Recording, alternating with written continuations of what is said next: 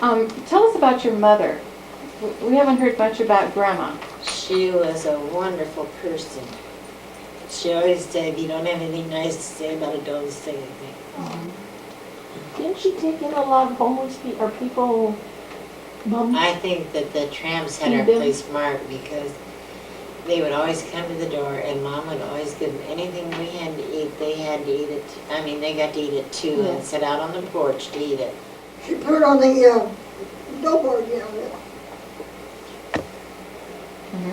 Well, if you want to know temperaments of her, Oh, she was like She Aunt did. Todd?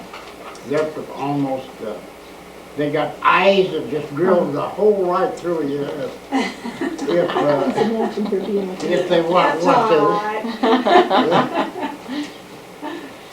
No, weren't they? I mean, they had temperaments so Same much alike. temperaments. Yeah. And the same neatness.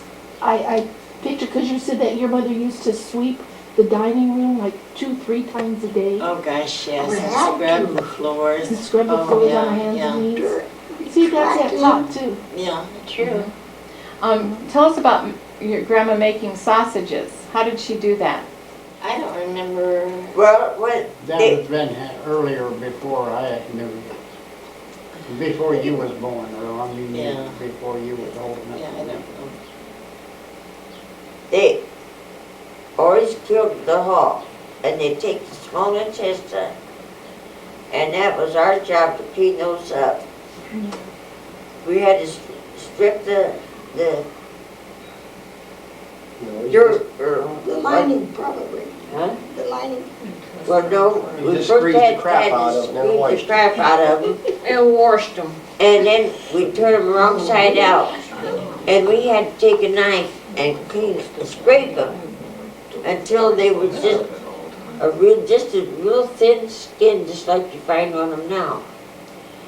And then they mixed up the sausage and put them in the sausage press, and we'd work these here clean skins of the intestine on a long tube about like that.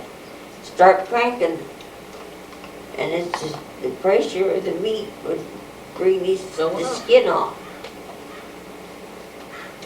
It was quite an operation, and it's kind of hard for anybody that's never has seen it to really know what it was like.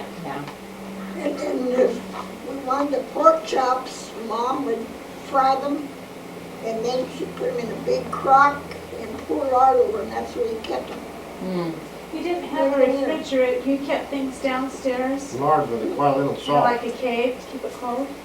Yeah, Well, Mother used to can a lot of Go the to Mom. meat too. yeah. But I'm talking about the pork chop. Oh, And what do you remember about your mom, Mom? she was just a wonderful person. Okay, what brought you all out to California? How did you get out here? He did. He did.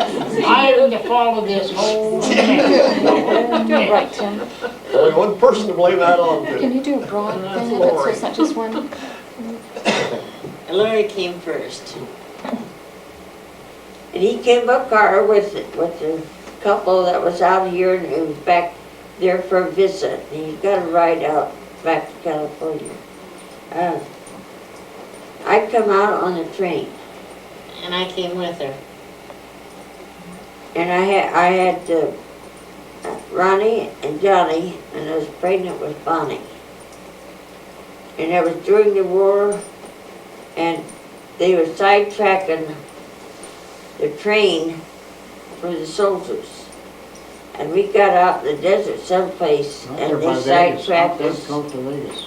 And the air conditioning in the train had broke down. Then in August. Well, that was hot then. That's how I got to California. How did you get here, Aunt Babe? We drove Were you- in October. Todd came in July, we came in October. We came in August. And you know what? I kept track of everything we spent on that trip.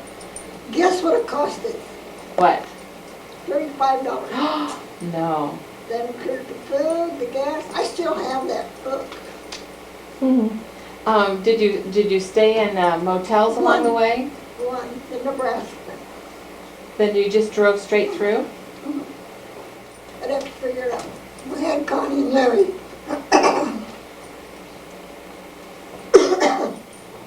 And Herb was so excited to get gone that he filled the car with gasoline. He started down the road and he happened to think he didn't pay for it. So he turned around. Made Sparky Larson's. He'd worked at Sparky Larson's oil station for when he left there. Yeah. Sparky says, well, I thought of it. He says, I just come let you go. Aww.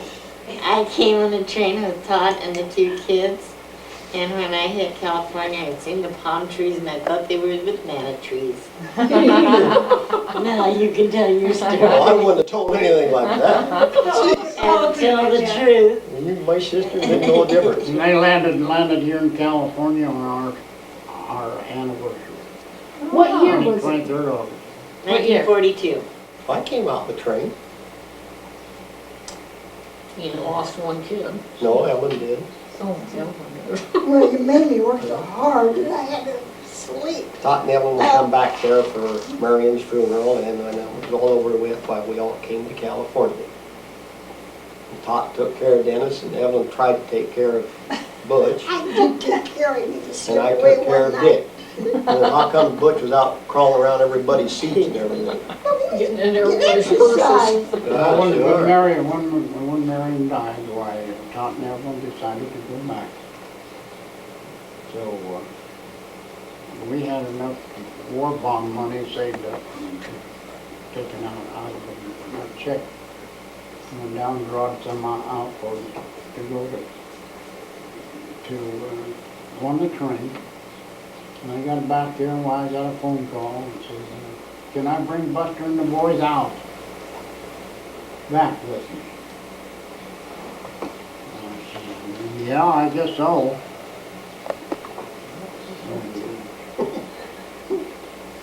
So I went down and got some more Beds? money out of the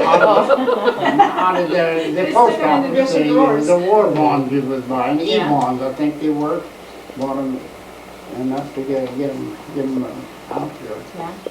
And then when I turned my check over to Todd, I said, it's up to you to make it go. And how did you make it stretch? It was rubber in those days. It was hard, but we got it done.